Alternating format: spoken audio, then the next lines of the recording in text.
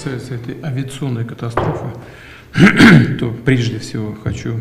Russie jamanatigi Vladimir Putin ye alamisa don na nin tanu ko Wagner Yevgeny Prigozhin ka ɲɛmɔgɔba ka dɛmɛ min kɛra Ukraine bingani na hali n'a ka filiw kɛra wa a ye layidu ta ko a bɛna a laban sɛgɛsɛgɛli kɛ a ka pankuru bingani kan min ye mɔgɔ faga a tun ye cɛ ye min ka siniɲɛsigi tun ka gɛlɛn min ye filibaga kɛ a ka ɲɛnamaya kɔnɔ nga a mago tun bɛ minnu na a ye jaabi minnu sɔrɔ o la Putin y'o fɔ jabarani lajɛ dɔ senfɛ a ka dusudon di pankuru bintɔw somɔgɔw ma. Мы об этом помним, знаем и не забудем.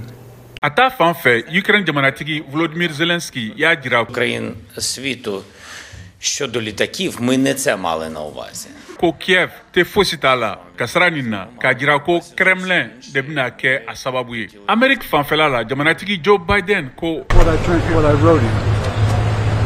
I don't know for a fact what happened, but I'm not surprised. ale ma kabakoya baw a ka fɔ la ko misɛnninw bɛ kɛ Irisi jamana na ka sɔrɔ Putin ma fɛn dɔ kɛ o la. Allemagne jamana kokanko ministri Annalena Baerbock y'a jira ko passiert ist, weil natürlich auf offizielle russische Verlautbarung kein Verlass ist. a ma kɛ ko ye ko bɛ bɛɛ sigasiga Kremlin la ni nin tununu ni sɛgɛsɛgɛra o bɛna kɛ fɛnba ye ka kɛɲɛ ni Faransi jamana kɔkan ko minisiriso ka fɔta ye. Paris y'a jira ko Wagner ye kojugubakɛla ka baarakɛyɔrɔ ye a bɛ Putin ka baara nɔgɔlenw de kɛ Ukraine ani jamana caman na farafinna kɔnɔ. Wörtlich vom Himmel fällt, 2 Monate nachdem ein